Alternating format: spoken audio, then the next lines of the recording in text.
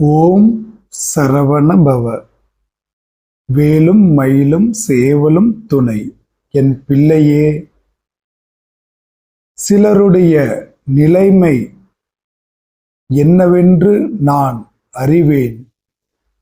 விரயச் செலவுகள் ஏதாவது ஒன்று வந்து கையிருப்பு அனைத்தும் காலியாகிவிடும். எல்லாம் கர்மவினையின் தாக்கங்களே. முன்பே வாக்கில் கூறியுள்ளேன்.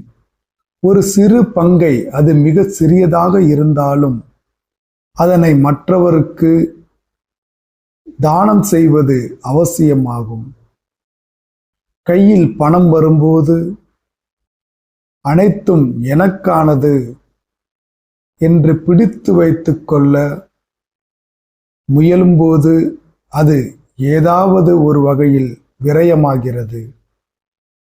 ஆனால் நீ முன்பு மகிழ்ச்சியோடு தானம் செய்திருந்தால் அது புண்ணியத்தை உன் கணக்கில் சேர்த்திருக்கும். நீ கொடுத்த ஒவ்வொரு சிறு தொகையும் பல மடங்கு உன்னிடம் மீண்டு வரும். இங்கு எதுவும் உன்னுடையது என்று எண்ணாமல்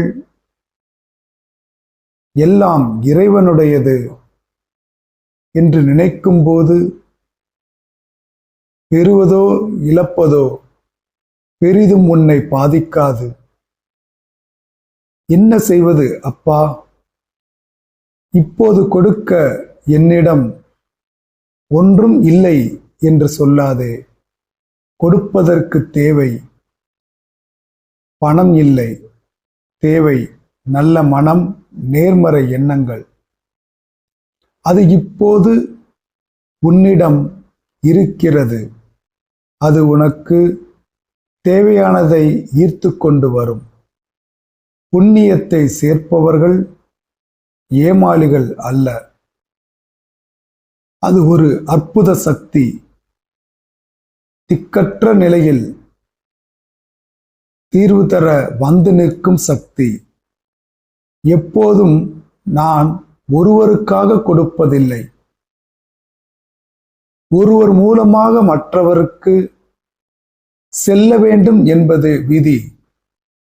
ஒருவருக்கு கர்மவினை தீர, ஒருவருக்கு புண்ணியத்தின் பலனை பெற இணைக்கும் வாய்ப்பு. எல்லாம் என்னுடையது என்று எண்ணுபவர்கள்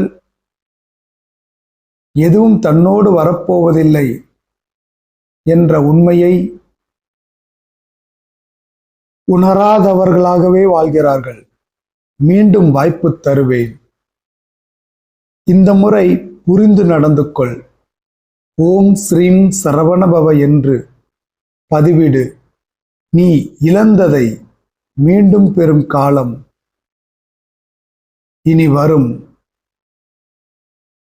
நல்லதே நடக்கும். ஓம் சரவண பவ.